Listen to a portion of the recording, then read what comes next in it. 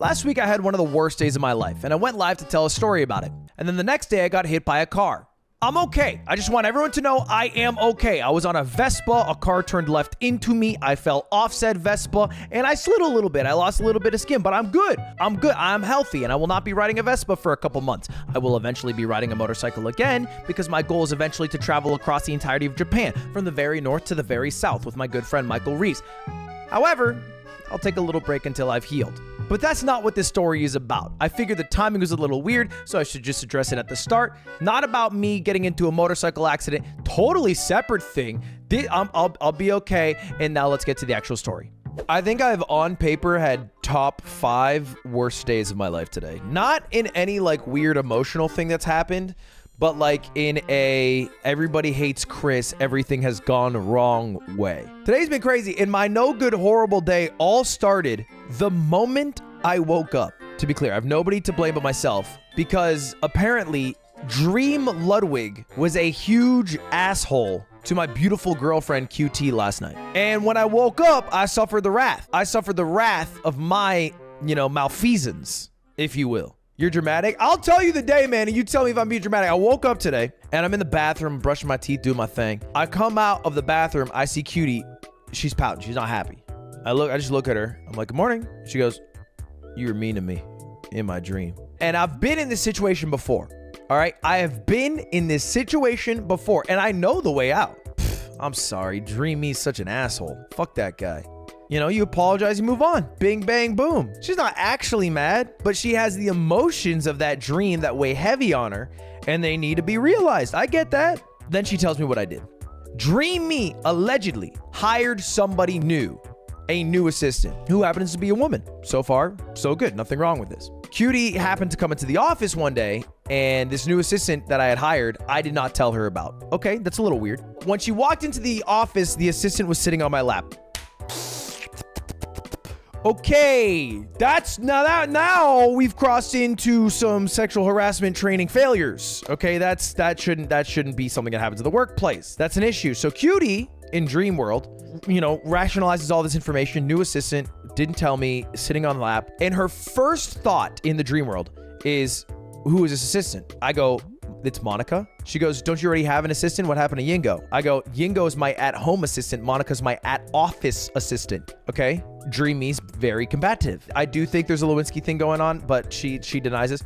Anyway, apparently this is my in-office assistant. But to defuse the situation, she turns to the assistant, Monica. She says, can't you work from home? On paper, I don't think that would be what you actually say in real life, but kind of a smart thing to say. Like, low-key, I thought about that. I was like, yeah, I was kind of smart. Monica was ready for this one, though. Dream Cutie has created a villain that is ready for every argument that she can make. Because Monica does not bat an eye. She goes, studies show that if you work from home, you are less productive than working at the office. I don't even know if that's a real study.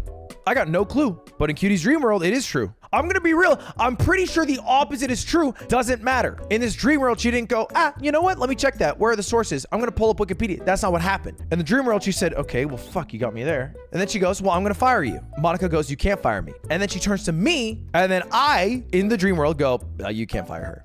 Technically true. Still not a good thing from Dream Ludwig to say. Dream Ludwig batting pretty bad here. Batting 0-0-0-0. After this, Cutie's like, okay, well, she can't work from home. You're having weird, relationship with her where she's sitting on your lap. You didn't even tell me about her. You have to choose. Either you fire Monica or leave me, basically. She gives me an ultimatum. The moment she gives the ultimatum, I wake her up in the bathroom. Sound of toothbrush falling or something. The dream was not resolved. And so now guess who has the fun role of learning all this information and then answering the ultimatum in the real world? Me. That's my job now. And so Cutie explains everything that happened in the dream. Then she goes to me and she goes, so fire Monica or leave me. And then she basically asks me in the real world, she goes, would you fire Monica? And I fuck up because it's what I say. Big mistake. Already a big mistake. It's a no-brainer answer.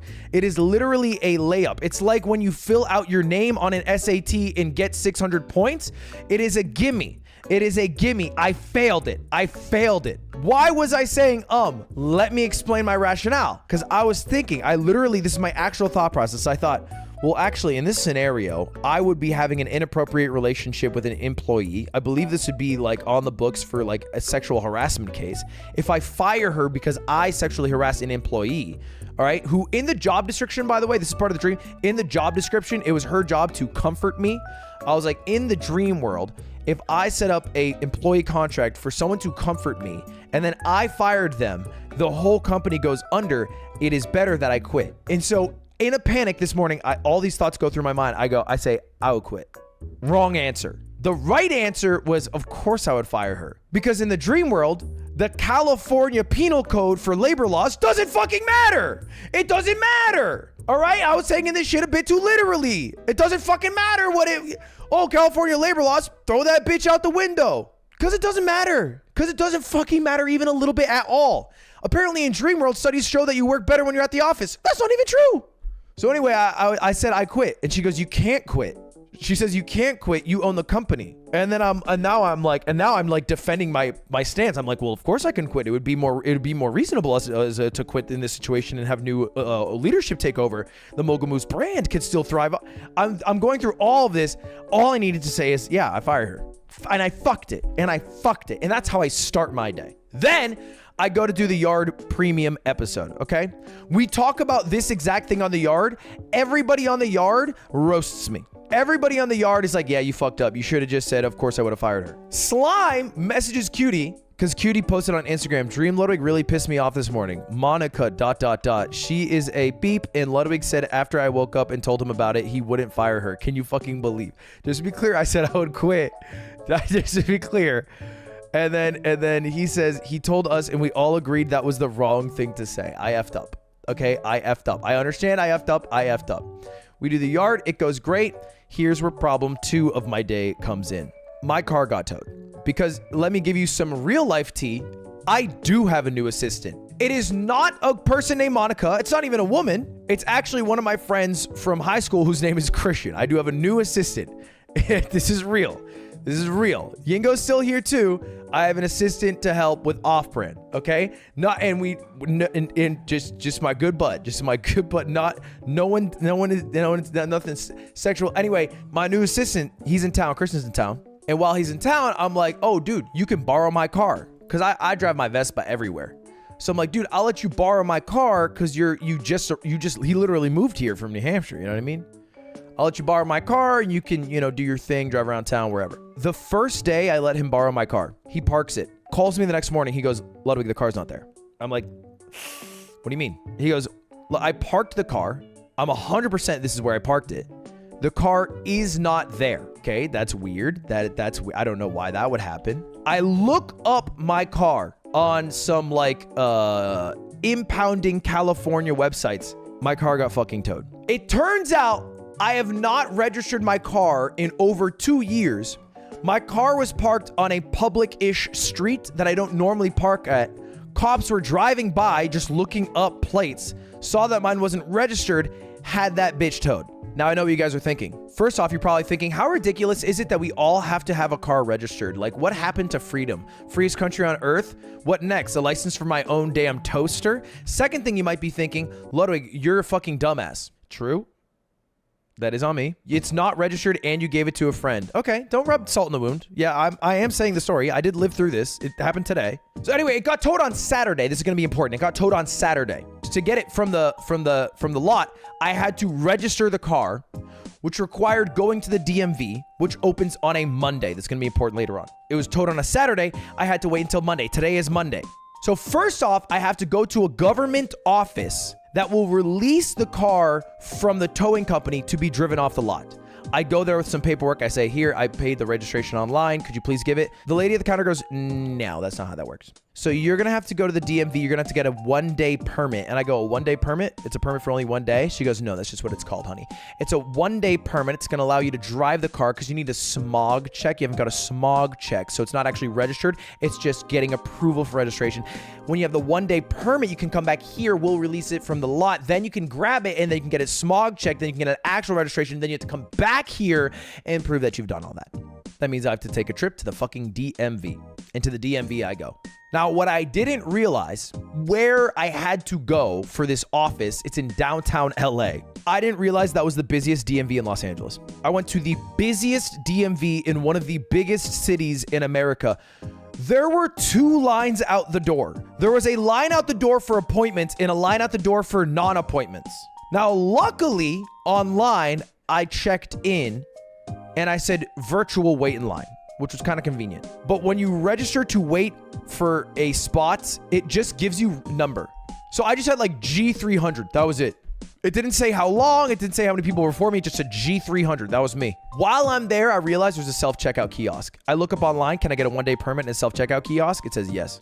I go through this self-checkout kiosk. I'm fucking touching through this touchscreen for 15 minutes. Part of that's my fault because I switched the language to Japanese by accident and I kept it on Japanese because I wanted to practice my language learning skills a little bit. Person behind me in line, after looking me struggle through the katakana, says, "You're at the wrong part of this whole DMV. You gotta leave. Go to the counter or something. To go." Me, I'm not in a position to argue because I think they're fucking right because I've been typing numbers in all day. I'm like, okay. In the meanwhile, I did the New York Times Monday crossword. We knocked that shit out, me and Christian, 15 minutes flat. Not too bad. They call me up to the counter. The moment I go up, I go, "Hey, I want a 1-day permit." They go, "Sir, that's not what you're here for." And I'm like, "I'm pretty sure that is what I'm here for." They go, "No, online when you booked your virtual line spot, you said renewing license." And I don't know how to describe this woman outside of being very thorough with her job. And right after I said, "Oh, but I need the 1-day permit," she grabbed all the paperwork I had and went full Peter Griffin with the acrylic nails on me. If you know what I'm talking about, you know what I'm talking about. But basically, she just went nonverbal for about 7 minutes. And I was just like 8 minutes pass. She hands me all the papers that she has, plus a few extras. She still hasn't said a word. I go, is this? She just goes, "Yes, honey." And I walk out, correct paperwork. Badass. She was badass. I know people have bad experiences in the DMV. She was beast. She was actually beast mode. So then I drive my ass back to the place, not to the impound lot yet. We are not yet there. I have to go back to the place that has to tell the impound lot that I'm allowed to take the car back. She goes, "All right, so first thing we're going to do is give you a ticket." I go, "What?" She goes, "Yeah, we're going to give you a ticket because you obviously didn't get your smog checked and you drove without registration. So you're going to pay the ticket here, but you can't pay the ticket until you've done your registration. So you can pick the car up from here to get your registration, then come back to pay the ticket." I do all that shit. Finally, I get one slip of paper that basically says, "To whoever stole my fucking car, you are allowed to give it back to me now." The place, I don't know how to describe. It basically smells like pennies. It smells horrible. And I go in and I'm like, "Hello, I am here to retrieve my vehicle." They go, "Okay, great. What car is it?" And I go, it is a Volkswagen." They go, "Awesome. What color?" I begrudgingly have to go, "It's purple." They go, "What?" "It's purple. It's purple. I switched from you to Twitch. It's a whole, do you know Ninja?" Anyway, eventually they got all the paperwork. And then this lady, dead ass, looks me in the eye. She goes, "That'll be $440. Now, understand, I know that I spend money superfluously, but I do not like spending money recklessly. And there's a difference. All right. I'll give you an example. I'm okay with spending almost $20,000 for charity to win a tour of the Monterey Bay Aquarium because ultimately that money is going to a valuable spot. I am not okay paying $440 to some fucking scam towing company that stole my car off the goddamn street because I need to register my vehicle even though I live in a free country. So I go, "Ma'am, I'm gonna need you to itemize that. You cannot throw $440 without itemizing that, bitch." She goes, "All right. Well, it's a $165 tow fee." I go, "Steep, understood." "A $115 city council fee." I go, "What the fuck does that even mean?" She goes, "I don't know either." I'm like, "Okay." And then she goes, "It's $55 per day that we held it." And I'm like, I knew there was something wrong. Here's the misunderstanding. So I got my car towed on Saturday. It is Monday today. 2 days. She goes, "No, sir, that is 3 days." I did the math in my head. That's 2 days ago. She goes, "Well, sir, we charge $55 for the first day it arrives and then $55 at midnight every day." I'm like, okay, $55 for the first 24 hours it's booked. That's Saturday to Sunday. And then $55 at midnight. That's Sunday at midnight. That's another $55. And then today's Monday. It's not midnight yet, so I'm good. She goes, no. A guy in the back starts explaining it to me. He's explaining it through bites of watermelon. I don't hear a word he says. And he's over there and he's like, "Yeah, man, so $55 a day. And then midnight, $55. So to rewrap my brain around it, I say, okay, if you were to have towed my car, let's just imagine Saturday at 11:55 p.m. and this is a 24-hour establishment, and I pick the car up Sunday at midnight in 10 minutes, how much money would I pay? She goes, $110. That's 2 days.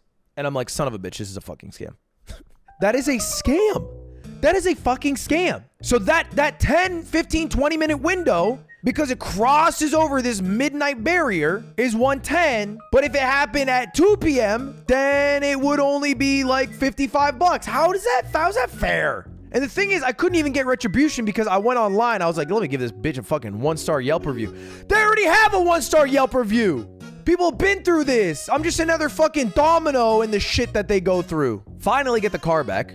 I'm like, Christian, you can use the car now. He's like, are you sure? I'm like, not really, but just fucking use it.